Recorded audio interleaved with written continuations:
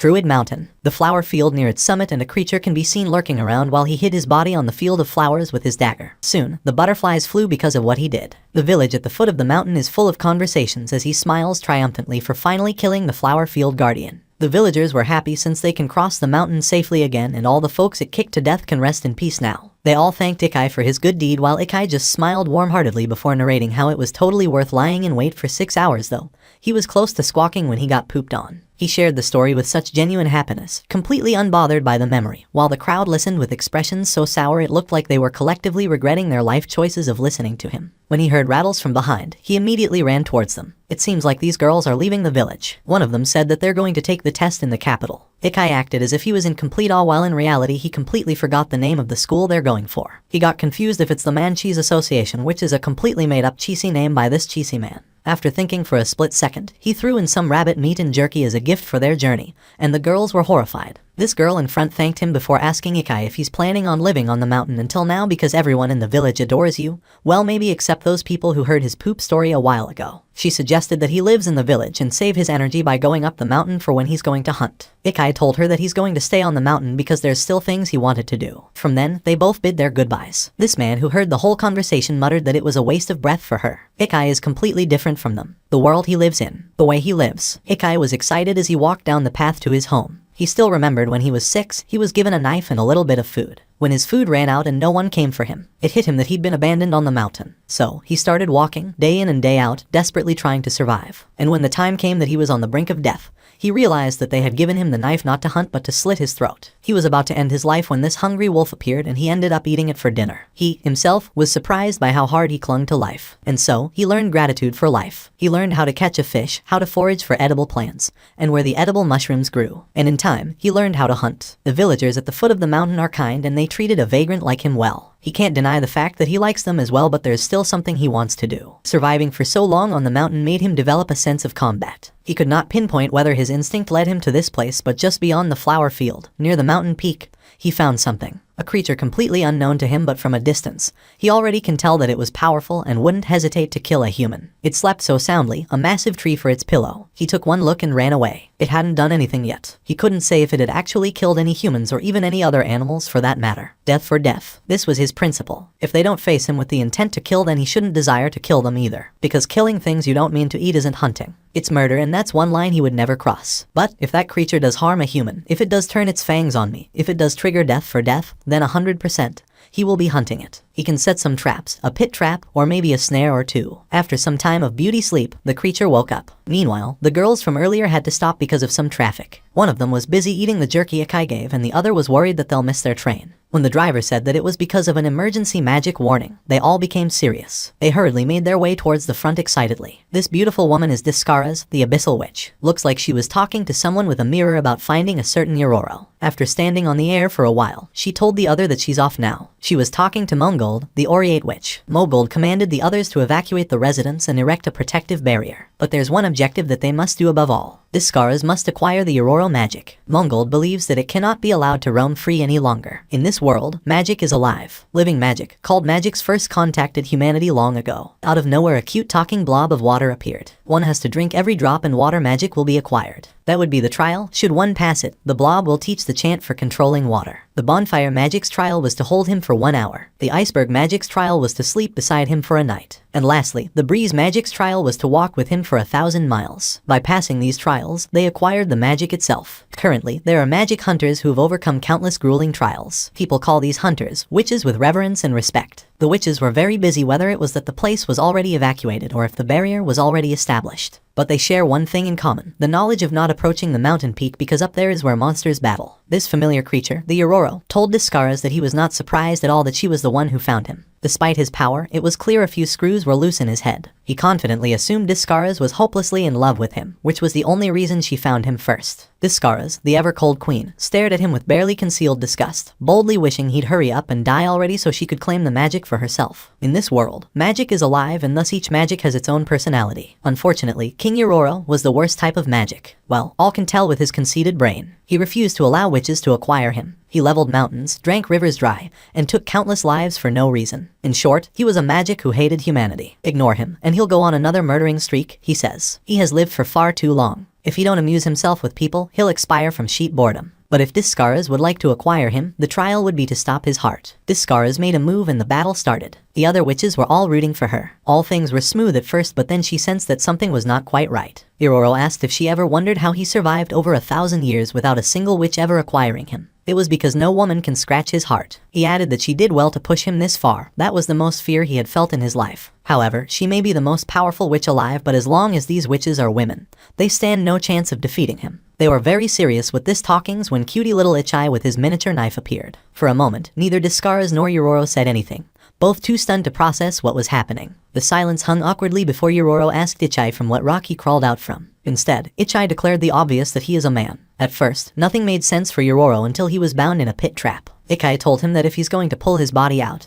he will be bound more. The trap was tighter than his ego, so, in short, it's better for him to shut his mouth and act demure. But this diva ain't going anywhere with that. He tried to wiggle like a worm when he saw how hearts were forming on Ichai's eyes. He warned Ichai not to get close with his bright sparkly eyes. He doesn't like women, but he also doesn't like men. So, he isn't gay. Or is he just too shy for this? Now, let's go back to pure seriousness because this diva won't last long. Death for death. Ichai's principle was applied just now. He killed the Yororo and a bright flash of light appeared until he became like this. Just like Yororo earlier. He tried to wiggle to get all this fluff away from his body because he was sticking out like a sore thumb. He stopped when Discaras' sword appeared before his eyes. She told him not to move, but Ichai had so much itchiness on his brain that he couldn't control moving. So, he moved and Discaras was pissed. In his defense, Ichai told her that she looked like she wanted to kill him, so instincts happened and bam. He moved from one place to another. Discaras, again, told him not to move, talk, or even think about speaking chants. She knows that Ichai is in the literal worst situation possible. Ichai had no idea about these chants until one came out of his mouth, and poof, the blast happened. Discaras was done with him, and so are the witches watching this happen. It was widely believed that men can't use magic. But let's say, for example, there was a magic with a special power. That magic provided a trial that only a man could pass. Not only that, let's say a man with a mind and body well trained enough to handle the said magic happened to pass the trial. Even in that extremely rare case, that man's chance of acquiring the magic would be a mere 0.001%.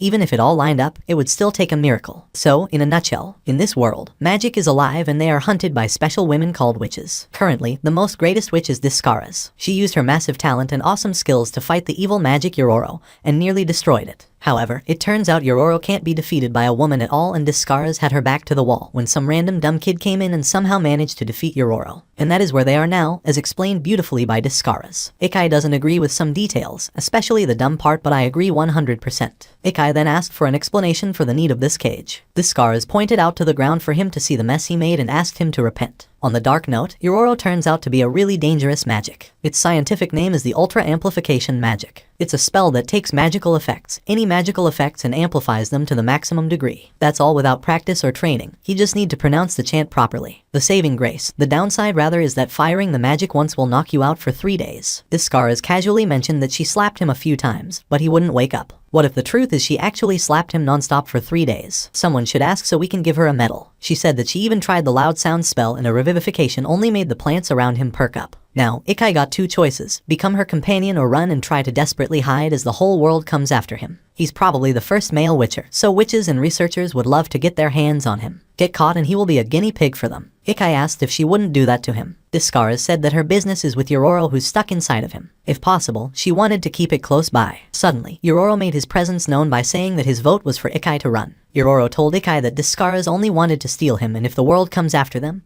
they can run together. Ichai tried to slash Yororo from his shoulders only to have it back. Discaras told Yororo not to bother because she already knows his plan. He wanted Ichai to turn against the Witches Association so he gets himself killed. Magics are set free once their master dies. Yororo doesn't want to lose. For a half sec, he accepted the fact that this snot-nosed monkey acquired him. However, cooperating with witches is a no-no. There's no way he's gonna let them hunt his own kind. Ichai got curious, especially with the word hunt. Yororo explained that the witches are vicious barbarians who go around hunting magics. On her defense, Discaras said that they hunt magics because they tromp around wrecking things. Yororo said that they're the indigenous species here and that the history of magics goes way further back than them, the inferior monkeys. Discaras states that there are plenty plenty of magics cooperating with humans these days. Yororo rebutted that he knows nothing of stinkin' traders who work with monkeys. They both stop when Ikai asks if there are a lot of magics like Yororo. This Scaras happily said yes and explained that there are all kinds of magics out there, and they're all super powerful and cunning prey to hunt. At present, there are 3,185 different confirmed magics. Of those, 402 have been acquired by witches. But the world still holds countless unknown magics. They may hide in the heart of volcanoes or in the soundless depths of the ocean or in the glittering heights of the sky or even in a dusty, forgotten corner of someone's study. They hide in patient silence. No one's found them yet, but they are certain that they're here. Tracking those magics down, hunting them, acquiring them. That's a witch's job. This cold monologue made Ikai shiver. This Scaras added that she saw how he lives and it's obvious that he is a hunter. Normally men have zero connection to anything magic related, but through some miracle he acquired he can now hunt magics. Yororo was sweating because he knows that Ikai is so closed on agreeing with the witch, and of course that would be bad for him. He was just thinking about all the possible bad situations when Ikai declared his agreement with this Scaras. Ikai knows that he is still not clear with all these witches and magic stuff, but he'll think about it once he has hunted a few. With a snap, the cage disappeared and Ikai was free. Ikai called this Scaras and asked her about the chant for the revive spell. She gaped when she realized what Ikai was trying to do. Ikai said that he will be trying to use this magic stuff. He will be asleep for 3 days again, but he trusts that Scaras will handle it. Before he leaves on his journey, he believes that it's only right to make amends for what he did. Reciting the chant, a whole forest sprung out. Finally, Mongold was connected to Scaras only to see this, the new forest and Scaras hanging on a tree. Inside the beautiful mountain of Barokan lies another creature that holds magic. The Reiko magic. It's been 2 weeks since he manifested in this world and he has fried just about every animal in this area. And so far witches haven't come to try and acquire him. Guessing that there's a village near the place, the thought of frying humans made him happy. He was the flame sparked from lightning. He became an electric current that surges through the body, boiling a creature's blood and cooking them from the inside. He believes that he is so powerful and scary that he will make our hair stand on end. As he wagged his cutesy tail, he thought of making a scene so grisly in the village that the witches who rushed to their aid would faint from horror. With that, he'll make his name as the newest of the nefarious human hater magics, and from there he'll grow in power until he stands as the greatest of all lightning magics. He was thinking about all of these when he sensed something but disregarded it after a while. The trial for acquiring him is to steal the heart jewel without being struck by his lightning. For him, that one is a very cruel trial. For another time, he heard something from afar but disregarded it again, thinking that he was just getting a bit worked up until he saw her. A smirk formed on his face, knowing that he'll get a chance to do a test fry before reaching the village. This will be his very first human, so frying her in one go won't be any fun. So, he decided to play for a bit, but he ended up being toyed. Ikai pulled the rope and he was bound on his trap tightly. Ikai held him by his tail and couldn't help but give him a light squish. Ikai was surprised that the creature was light for its size, plus he was happy that he was able to take it down without using Yororo, and that was because they infused magic on the trap. And now, Ikai has decided that it's time to butcher it when Yororo appears once again. Yororo was curious as to how Ikai caught this, so Ikai explained that it was because of the noose trap. He even bothered to give him a short tutorial on how to loop the rope. He said that foxes have a quirk. When they pounce on prey, they really want that pounce to be to the northeast if possible. Put some bait to its northeast and lure it. This Scaras butted in and said that she completely understood why it couldn't itself pounce on someone as elegant and delicate and gorgeous as her. It seems like for the first time, Yororo and Ichai both agreed that this is pure hallucination. This Scaras then asked about the cloth he threw in earlier. Ichai explained that it's just a fabric soaked in wood vinegar. Foxes don't like its pungent smell, and this one seems to have a particularly sharp nose, so he figured that a healthy whiff of it might knock it out. Yororo was fed up with all this logical and technical stuff and told them that that's not how it's supposed to happen. It's more like this. There should be a tense atmosphere as the witch and magic face off. The productions, there should be a whole culture around building just the right scene. The two then realized that this might be the random things they heard earlier. Ikai said that one of the tenets of hunting is ambush, and he doesn't see any reasons to introduce himself to his prey. This magic killed for fun. It wasn't hungry. Its life wasn't in danger. It burned other creatures because it felt like it. That isn't hunting. That's murder. It had no problem toying with others. Thus it has no right to complain about others toying with it. Yororo was pissed while the Scaras was amazed about he fundamentally views magics in a different way. Witches tend to view magics as monsters to be feared and respected. When they face one, they focus on its powers. In Reiko's case, that would be his lightning abilities. But Ichai was different. He observed the magic in its natural habitat for a whole day, learning its animal habits and finding a weakness to exploit from there. Treating magics as just another living creature and hunting them as one. Holding his little knife, Ichai asked if he should stab its heart or cut his throat. This Scaras can already see the girls at the Witches Association kneeling over in a faint, so she told Ichai to just cut the heart jewel. A magic stone then appeared. According to Scaras, this is the proof that he acquired the magic, so he must keep it on him at all times. Ichai then pointed to Yororo and asked why he did not turn into a gem. Scaras distastefully said that he might be awfully filthy for a gem, and ugly and foul-mouthed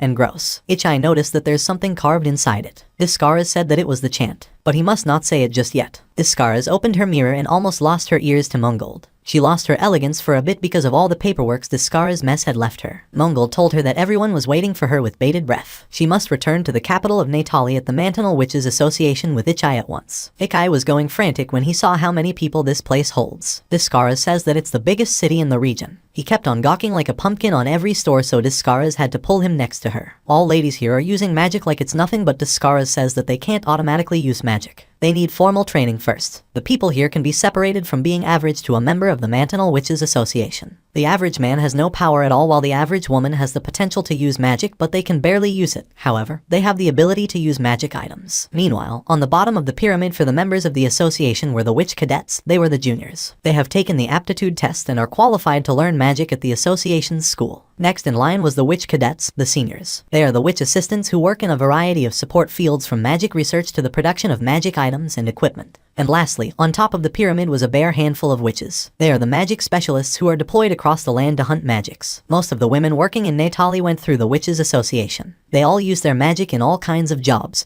from labor to craftwork. As they continued to walk, Ichai's eyes caught these dolls and other merchandise. He saw this book and showed it to Discaras. She was on the cover, but her image was kinda off. In her defense, no matter how much they try to, they can't truly capture the beauty of the real thing. While she was saying all of this, Ichai was busy looking at some boots. The vendor explained that these are a pair of leg booster boots. Pour in a little power and they'll strengthen a woman's legs. They'll let a woman jump 6 feet or so in the air. Ichai said that he wanted to try it, but the vendor told him that it will only work for women. While all of this was happening, a girl from afar talked about a male witch popping up somewhere. The vendor states that there's no way that's gonna happen at all. Before Ichai could spit a disaster, Discaras immediately covered his itchy mouth. Discaras firmly said that him using magic is a stern secret. If someone finds out, she will get yelled at. She was giving him a good lecture when a letter fell from the sky. It was a witch cadet. They carry the mail from the harbor over to the Witches Association. Discaras mentions with that load on the bag, there's no way she would notice if she dropped a letter or two. Nonetheless, she decided to take it to the association later. Little did she know, her pet was already plotting something. An explosion happened and the vendor knew that the boots were missing.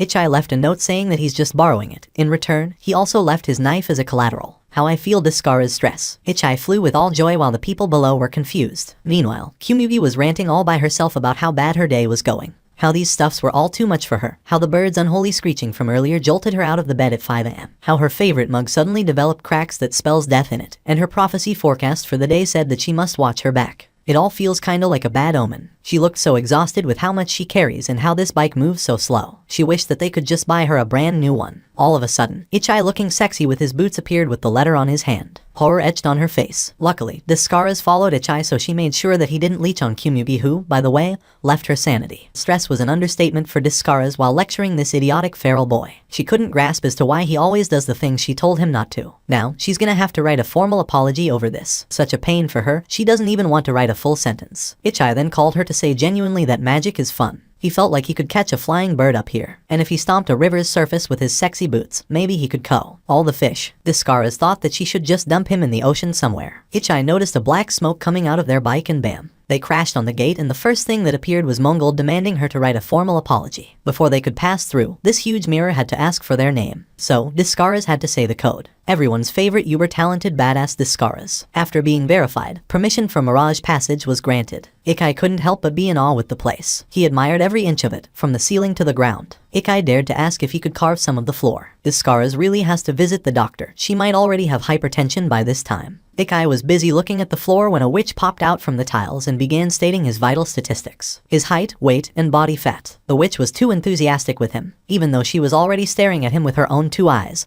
she still couldn't believe it. So, she asked him to strip. She wanted to do a physical exam this time. She had to be held down by her fellows because already going feral. Her fellow had to ask Ichai if he could give him a strand of his hair. If not for this, she would not calm down. These ladies are the Witches Research Club. Ichai remembered her. It was Kyumugi, the girl who hates her bike and deliveries. Kyumugi handed him an approach permit. It was said that Mongol handed down an official notice stating that getting anywhere near him without permission is strictly forbidden. Kyumugi then pointed to the feral witch earlier. Apparently, it was their club's supervisor. She was Shira Badana, the analytic witch. Presented with such a rare research subject, she lost her composure, Kyumugi says. But it seems like she has already lost her sanity. Ichai asked if all witches are like that. Discaras immediately told him no. Kyumugi offered to be their guide. She brought them to the magic's registration chamber. Ichai was busy looking at the mirror on the ceiling when Shira Badana asked him to show the Reiko magic. Discaras told him that it was the chant on the magic stone. Since he was the one who acquired it, only he can read it. That word is Reiko's true name. Discars made him pull his knife and take a stance. Ichai must imagine himself slicing to that target nearby as he swings his arm and chants. He did as be told. He did the Inazuri, the lightning claw. But he felt like he was swinging a great side. It was difficult for him to control. Shirobadana was full of enthusiasm with what she saw.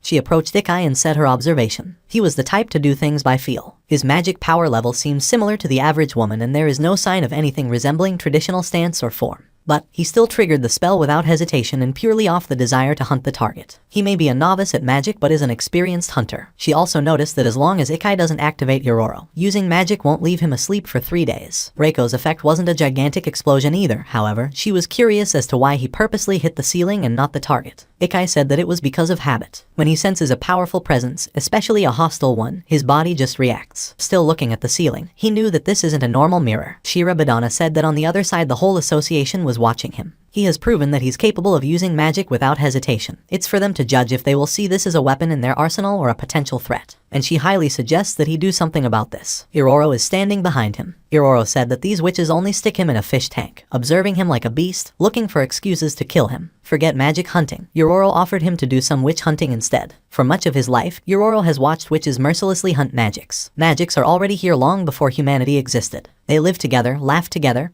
helped each other grow and improve. Their days were peaceful and harmonious. But then, humanity was born. They hunted magics, exploiting them for their own selfish desires. Yororo has watched hundreds of his own kind get captured, humiliated, and used as tools. So, he couldn't help but ask why only them had to suffer, why not the arrogant, greedy humans. He told Ikai that he has so much potential and with his help, he can easily wipe out all the witches. He knows that Ikai felt their malice a moment ago and he didn't hesitate to attack them. Clearly, for Yororo, this means that he can fight humans as readily as anything else. Yororo held out his hand and asked Ikai to join him. Ikai slowly reached out, but it was to make him kiss the floor. This technique was his one-shot shoulder throw. He has used this to take bears down in one throw. He knew that Yororo was a fat-ass liar. If he hated magics being hunted as much as he says, he would have been more upset when he caught an Azuri. And if he really wanted revenge for them, his eyes would gleam with a fierce light. But Yororo's eyes were empty. It's as if he weren't interested in anything but himself. Like he said before, Ikai is sensitive to hostile presences. He can feel Yororo's bloodlust seething in his gut. He has lost track of the number of times he had to resist the sudden urge to take Hisknof and stab himself. And from then on, Yororo finally showed his true colors, knowing that the sympathy angle story doesn't work on Ikai.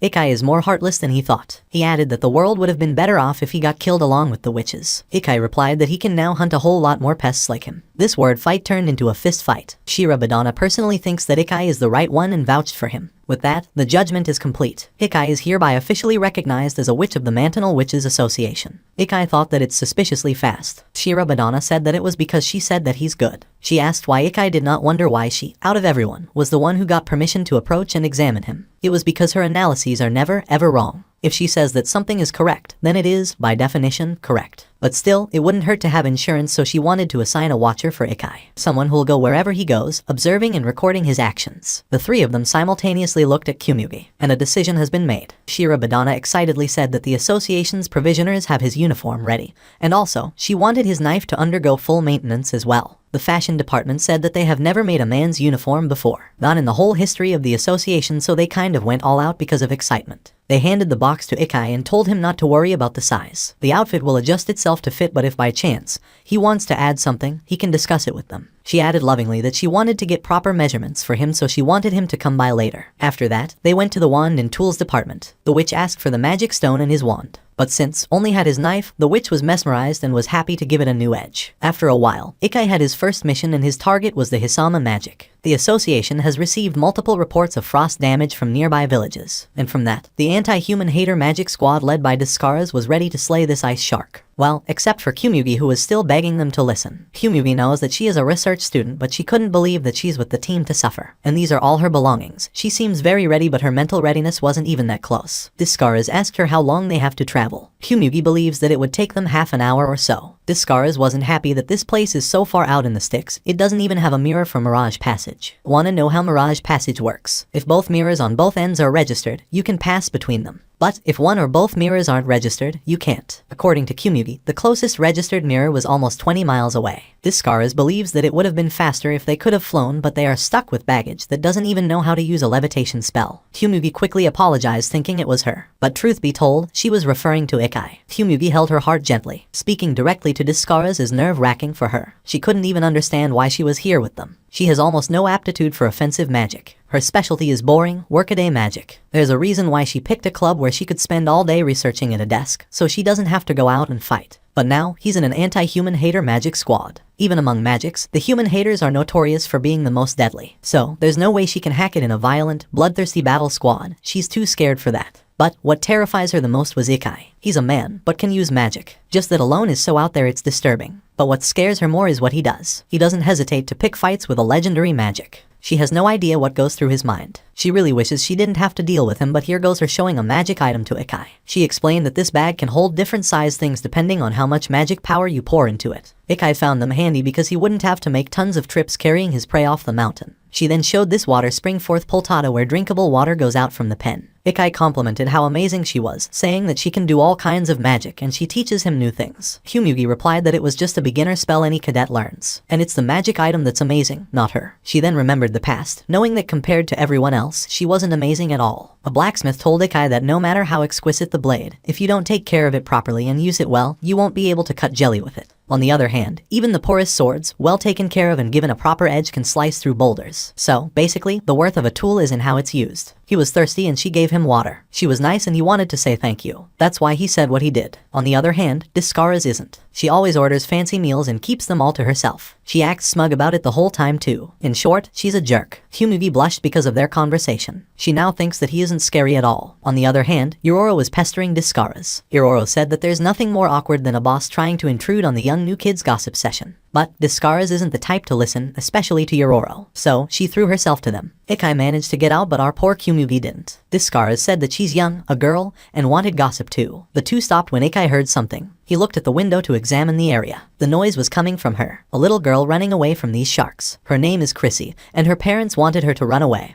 having faith that the witches will come. That's when Ikai showed up and sliced the life out of these sharks. While tears still running from her eyes, she called for the lady witch. Ikai thought that this lady stuff doesn't sound right. He's a boy after all. He's just a witch. Ikai the witch. So, anything bitten by that shark promptly freezes. That's why both the village and the villagers are all blocks of ice now. After some time of walking, they arrived at the Jaws village, Thazenwood. They don't see any villagers at all. Ikai asks Chrissy where's her mom and dad, but all that she can say is that they're gone. Based on the written report of the investigation team, flying sharks made of ice attacked both people and structures. Anything that was bitten was promptly enveloped in a block of ice. They resuscitated some of the victims with an emergency aid spell, but they're still under medical watch. In all reports from each village, the victims were eventually found by a nearby body of water. So, they should begin by checking the lake. And this is what they saw. No castle at all, but this is the shark's lair. All of them were horrified upon taking a closer look. Ikai knew from then that the shark has the desire to kill humans and a habit of toying with prey. He mustered up all his voice and shouted loudly. A weak, timid creature will be too cautious to show, but one who's confident and powerful like Hisama will come out and face the challenge. And Ikai was right. Hisama appeared, but with a sprinkle of attitude. In a nutshell, she was pissed with the timing. She already finished doing her makeup hours and hours ago. If they could just be on time, she won't grow whiskers waiting for them. Kyumugi could not believe that this was Hisama magic and voiced it out loudly. Hisama did not like the way she was addressed, so she said that it's Miss Hisama for a potato face like her. But then when she saw Discaras, she says that her mercy is as boundless as the sea. She can overlook an insult or two, especially that the Abyssal Witch personally came to acquire her. She was very excited with the idea that their fight would be picturesque. She didn't want to waste time, so she wanted to begin the fight when Ikai stepped out, and within a split second, Miss Hisama was caught on his Zap Zap catfish trap. A long time ago, he saw a catfish that was paralyzing other fish in the water. He told a fisherman he knew about it, and he said that they use electric discharges to knock out their prey. So, he thought of trying the same thing with Inazuri. On the other hand, Miss Hisama was pissed that the move made her break a nail. After seeing Ikai in person, she now believes the tale of the male witch who acquired Lord Yororo. She straightforwardly said that he's blunt and he sucks. Like, he doesn't even get the basics of magic hunting. She continued and explained that they are special and they want to hunt them, they must pass the trial. Be it, cut them into bits, burn them to ash, or disintegrate them into mist. And now, she wanted to present her great trial to them. They are the contestants, and she is the judge. They have to show their creativity and sensibility worthy of acquiring her. Now, for her trial, she wanted their most gorgeous, most stunning, and most marvelous designs. They have to make her fabulous. What a diva. The first one to take the trial was Kyumugi. For her, if you want to make something look fancy, you must go with the flowers, adding a drape of some fabric as well. This style is considered fashionable in Natali right now. However, Miss Hisama said that this is total garbage. Discaras told Kyumugi to let her, the goat, handle this. Miss Hisama was excited, but her face fell when Discaras Discars began by saying that true beauty doesn't come from appearances. No matter how fabulous or how gorgeous she makes herself look, if she's ugly on the inside, she can't call herself truly beautiful. Miss Hisama straightforwardly said that this isn't what she was talking about. She wanted them to dress her up.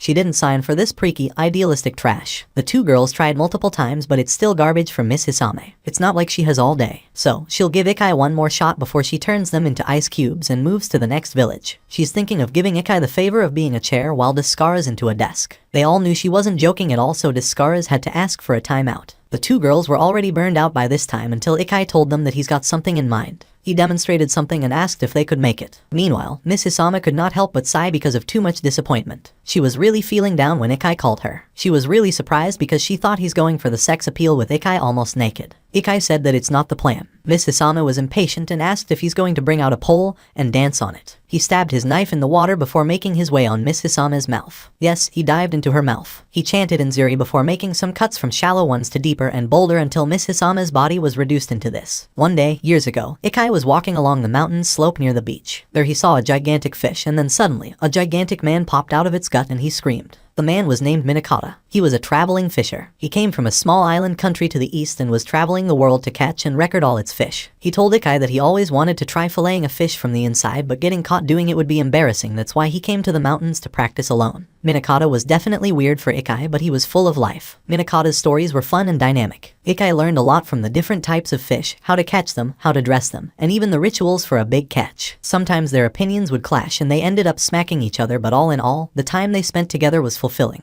Of all the things he learned, what he found impressive was his home country's cooking. It was a special dish where you show your respect and gratitude to the fish you catch by dressing them neatly, then displaying them beautifully. Minakata showed this to Ikai as a celebration of meeting him, and now he has taken his teachings to heart. He told Discars to bring the boat, and with a little magic a boat sprung into life. He sliced Miss Hisame into pieces and then asked Kyumugi to bring the flour until it all turns into this. A deluxe Hisame sashimi boat, Ikai style. Miss Hisame couldn't contain her satisfaction that she almost said all the adjective synonyms to stunning. She can't think of a single negative thing to say, so she declared the fight a loss for her. Soon, her magic stone was already on between Ikai's chopsticks. He was still kinda naked, so the girls made him wear some clothes. The two were still overwhelmed with what Ikai had done. But Discars realized that there are things only he can do. Kyumugi asked what these things were. Discars replied that it's mostly dumb things. Soon, the villagers showed up. Chrissy was reunited with her family. While Ikai was working on the fish earlier, she ducked over to cast defrosting and healing spells on everybody. Chrissy had a big gummy smile on her cute little face as she thanked Ikai for rescuing them. Soon, the villagers learn that he's a male witch, but all that they can say is their thank yous. Anyway, Ikai the witch successfully finished his first mission and acquired the Hisama magic. Now, Shirabdona was leading this conference. According to the report provided by her student, Kyumugi, she stated that Ikai successfully acquired the Hisama magic. Currently, he holds 3 magics. While power level and compatibility may cause some differences, hunting magics is neither an easy nor a fast process. Even the fastest acquisitions take at least a week. Some may take a year or a decade. But Ikai has acquired 3 in a mere 2 weeks. To summarize, the rate at which he's acquiring magics is abnormally fast. Thanks to his background as a standard hunter, he brings a fresh perspective to magic hunting.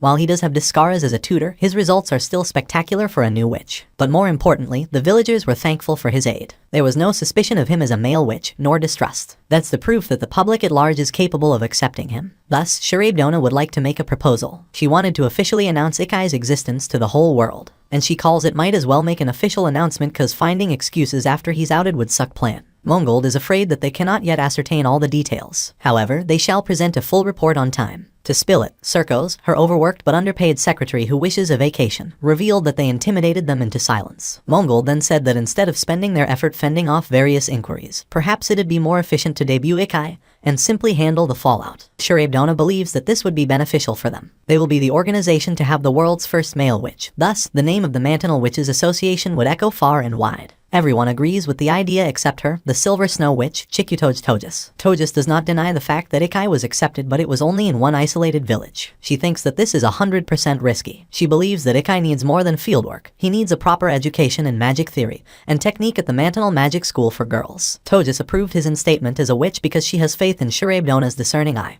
but she has no faith in him as a person. Also, the fact that he's accompanied by a sloppy and irresponsible witch as Discars is enough to make her anxious. Discars said that Ikai isn't the kind of critter who'll calmly sit in class and listen to somebody lecture him like a good boy. Give him a book and he's just likely to use it for a Christmas campfire to cook fish. And this is the reason why Togus believes he needs proper training. Discars argued that it's best to have him hunt, hunt, and then hunt some more. She believes real-world practice is best for Ikai. Togus thinks she's only saying this because she's incapable of any nuanced instruction. She thinks she would be a much better teacher for Ikai. The two girls was getting worked up, so Shurabdona stepped up and said that they should decide with a contest. They will make it the next magic hunt. If Togus can acquire the magic first, then Ikai requires more training and he shall be enrolled into an educational program. If Ikai acquires the magic first, they will formally acknowledge his abilities and announce his existence to the world. And so, after much debate, the challenge was decided upon without Ikai any the wiser. And the challenge will take place in Hoitaka. Based on the villagers' pleas, giant mushrooms suddenly appeared in the forest. There are more and more of them by day. They grow so big, knock down the trees,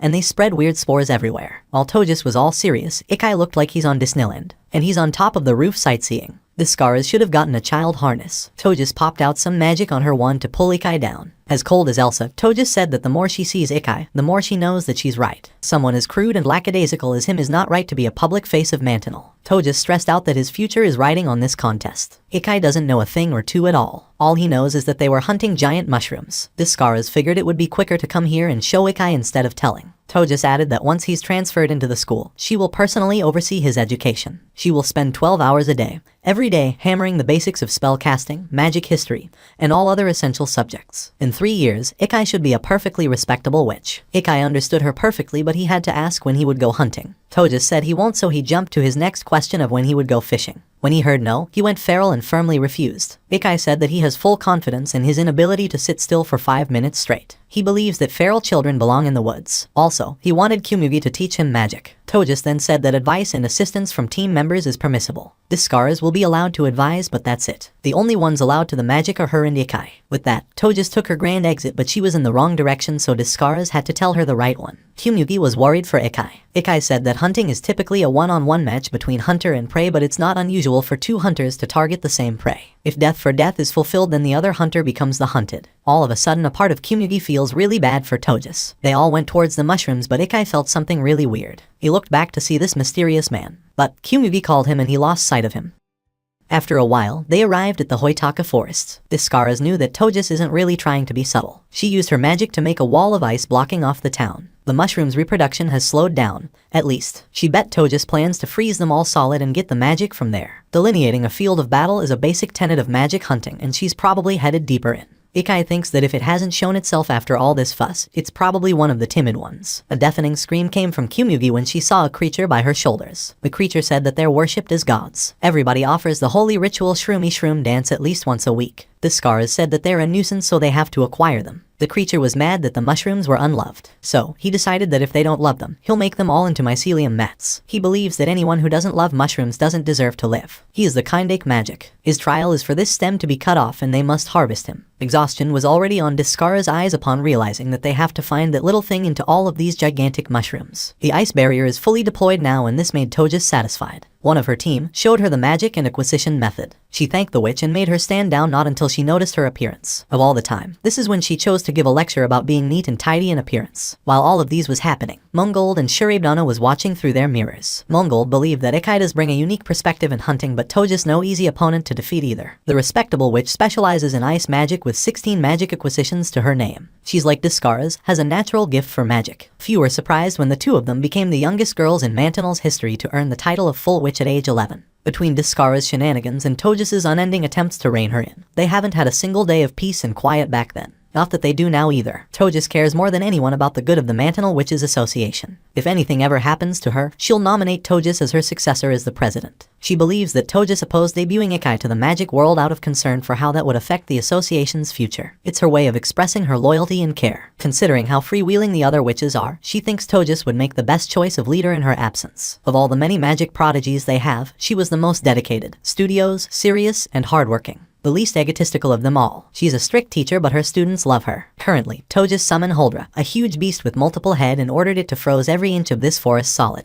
Shurabdana couldn't wait to see how Ikai is gonna deal with this. Upon seeing the state of his beloved mushrooms, the Kindake magic started to panic. Togus is taking away all the places to run. In that case, Ikai will find him. Again, he started sprinting when he saw Ikai. He wondered how Ikai always managed to find him, no matter where he went. In this world, mushroom hunting is no pleasant hike through the woods. It's the most dangerous stroll you could take. There are mushrooms that instantly inflame the skin with only a touch, and others whose spores cause immediate breathing problems with a single whiff. Randomly grab any mushroom you find and you'll die. Ikai nearly got himself killed a dozen times before Minakata taught him how to tell safe mushrooms from poisonous ones. The crucial thing to keep in mind is to be prepared. They must cover not just their arms and legs, but their eyes and mouths too. Stomping and thrashing around near mushrooms is a bad plan. And this is what happened to Toji's team. They are experiencing nausea, dizziness, and skin irritation. The witches were alarmed when a mushroom sprung on her shoulders. She elegantly took it down immediately. Both of them are through being gentle. They wanted to take this magic in one go. Ikai can spot the places the magic is likely to hide pretty easily. Tracking it down won't be difficult, but the problem is it was too quick and it's hard for them to move fast with these protective gears. So, they need to set a trap. Meanwhile, the Kindake magic was busy catching his breath from all the running. He thinks that if all humans were terrifying like Ikai, they all deserve to be turned into mycelium mats. But first, he needs to find a place where he can rest. He stops when he sees this gloomy hollow in the ground. It has lots of dead branches, roots, dead leaves, fallen logs. It was the perfect bed for mushrooms. Once the Kindake magic approached Kyumugi, she quickly grabbed him and called Ikai. The plan was once the magic was caught,